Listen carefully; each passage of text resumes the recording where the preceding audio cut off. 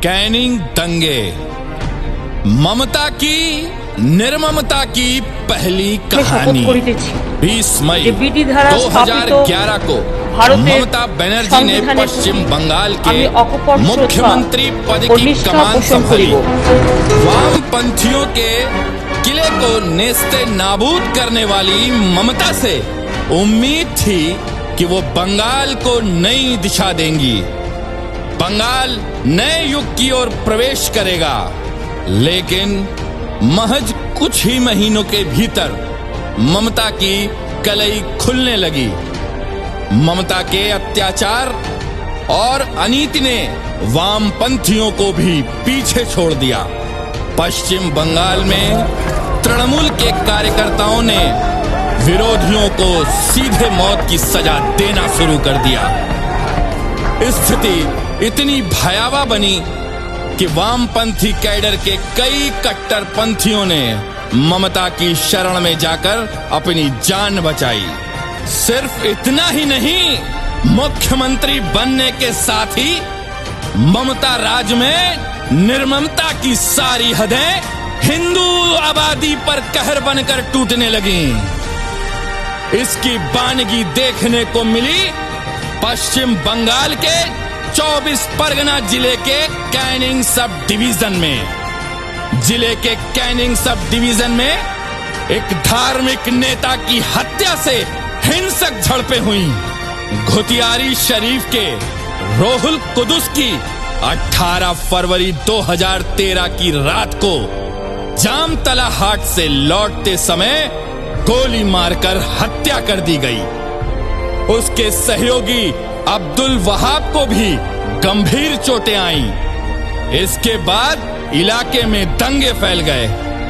हिंदुओं के करीब 200 घरों में आग लगा दी गई, दुकानें लूट ली गईं, तोड़फोड़ हुई। हिंसा की ये वारदातें गोपालपुर, नलियाखली, कोला डोगरा और हरभंगा में हुई। इलाके में रहने वाले हिंदुओं पर हमला किया गया और उनके घरों को जला दिया गया। ममता राज में पुलिस ने हिंदुओं को बचाने की कोई कोशिश नहीं की। यहां तक कि कुछ पुलिस वालों ने अपनी ड्यूटी ईमानदारी से करनी चाहिए तो पुलिस के वाहनों और 2 वरिष्ठ पुलिस अधिकारियों को भी निशाना बना लिया गया। अराजकता का आलम यह था कि भीड़ ने भंगाकली, प्रियोर मोड़, नेचुनहाट आदि स्थानों पर सड़कों को बंद कर दिया। हालात नियंत्रण से बाहर हो गए। रैपिड एक्शन फोर्स को तैनात करना पड़ा। प्रत्यक्षदर्शियों ने पहचान गोपनीय रखने की बात कहकर बताया कि कई आगजनी करने वालों को कोलकाता के कुछ हिस्सों से ट्रकों में लाया गया था।